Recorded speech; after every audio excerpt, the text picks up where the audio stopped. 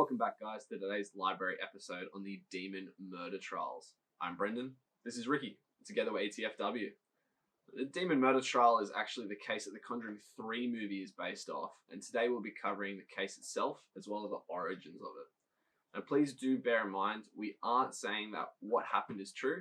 It is simply an episode about the history and origin of the case, as well as the plot for the upcoming movie.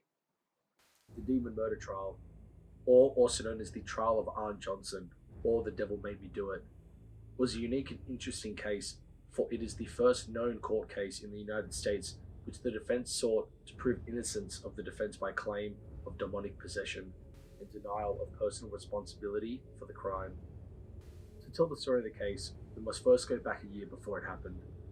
The story begins in Brookfield, Connecticut, where Arne's fiancée Debbie Glatzel and her family were cleaning out a rental house that they had acquired when her little brother David, who was 11 years old at the time, started to tell his parents that he would have visions of an old man who would torment and terrify him.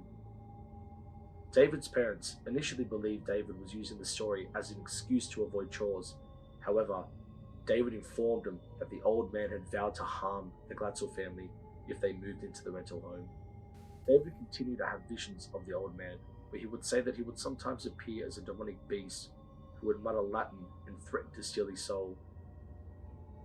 Now, although the family heard strange noises, which would come from the attic, no one ever witnessed the old man, with the exception of David. After David began experiencing night terrors, exhibiting strange behavior, and somehow obtaining strange scratches and bruises on his body, the family finally contacted a Catholic priest who attempted to bless the house.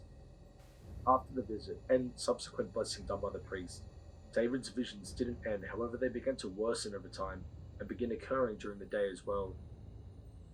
12 days after the original incident, the family contacted Ed and Lorraine Warren. Ed and Lorraine Warren agreed to help and set out for the terrified family. While in the house, Lorraine reported seeing a black mist materialize next to David, which is an indication of a malevolent presence. Debbie and her mother told the Warrens that they had seen David being beaten and choked by invisible hands, and that red marks had appeared on his neck afterwards.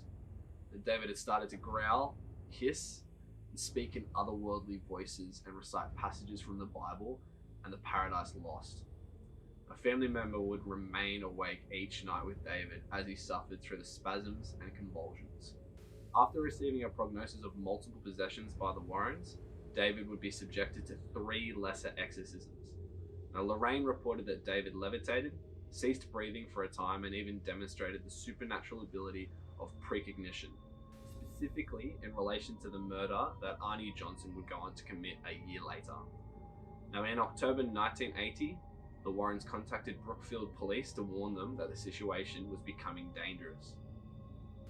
Following the exorcisms that were conducted, an eyewitness testified that Arne coerced one of the demons within David to possess him while he was participating in David's exorcism. Reportedly, a few days after the exorcism, in which Arne antagonized the demon, he was attacked by the demon itself, which had allegedly taken control of his car and forced it into a tree. Now, fortunately for Arne, however, he emerged from the incident unharmed. After this incident, Arne returned to the rental property to examine an old well that supposedly housed the demon. Now, this was apparently his final encounter with the demon while in a conscious state, for it was after this moment he reportedly encountered the demon at the well, and after making eye contact with it, he had become possessed. The Warrens claim to have warned him not to do this.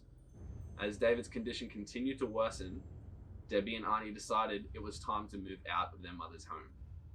Debbie was hired by Alan Bono, a new resident in Brookfield, as a dog groomer. And Debbie and Arne began renting an apartment close to her place of employment. It was after moving into this apartment that Arne started to exhibit odd behavior that was strikingly similar to David's. This caused Debbie to fear that he had become possessed as well. According to Debbie, Johnson would fall into a trance-like state wherein he would growl and hallucinate, however have no memory of it afterwards. On February 16, 1981, Johnson called in sick to his job at Right Tree Service and joined Debbie at the kennel where she worked, along with her sister Wanda and Debbie's 9-year-old cousin Mary. Bono, who was the couple's landlord and Debbie's employer at the kennel, brought the group lunch at a local bar and proceeded to drink heavily.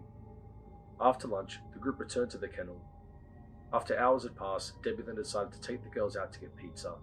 She became worried and insisted they return to the kennel quickly, as she was anticipating trouble.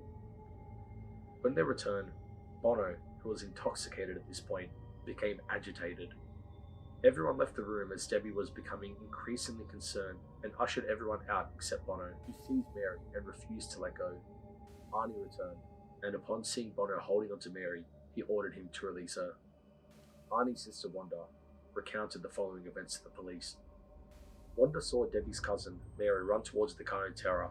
Meanwhile, Debbie attempted to mitigate the situation by standing in between the two men. Wanda tried in vain to pull Arnie away from their escalating conflict. This is where Arnie began growling like an animal and proceeded to pull out a 5-inch knife and stabbed Bono repeatedly. Bono, who was severely wounded and losing a large amount of blood from the stab wounds, would die several hours later. According to Arnie's lawyer, Bono had suffered 4 or 5 tremendous wounds, mostly to his chest, and one that stretched from his stomach to the base of his heart. Arnie was discovered 2 miles from the site of the murder, where he was promptly arrested and taken to the Bridgeport Correctional Center on a bail of $125,000. This was the first murder in the history of Brookfield, Connecticut. The day after the murder, Lorraine Warren informed the Brookfield police that Johnson was possessed when the crime was committed. Now, a media blitz soon surrounded the story, fueled in part by the Warrens, whose agents promised that lectures, a book, and even a movie would be made detailing the gruesome case.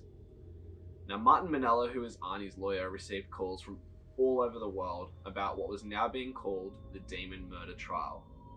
Manella travelled to England to meet with lawyers who had been involved in 2 similar cases, although neither of these cases went to a trial. He planned to fly in exorcism specialists from Europe and threatened to subpoena the priests who oversaw David Glatzel's exorcism if they didn't cooperate with the defense. Now, the trial took place in Connecticut's Superior Court in Danbury, beginning on October 28, 1981. Manella attempted to submit a plea of not guilty by virtue of possession, but the presiding judge, Robert Callahan, promptly rejected this defense. Callahan argued that no such defense could ever exist in a court of law, due to a lack of evidence, and that it would be irrelevant and scientific to allow related testimony. The defense chose to imply that Arnie acted in self-defense.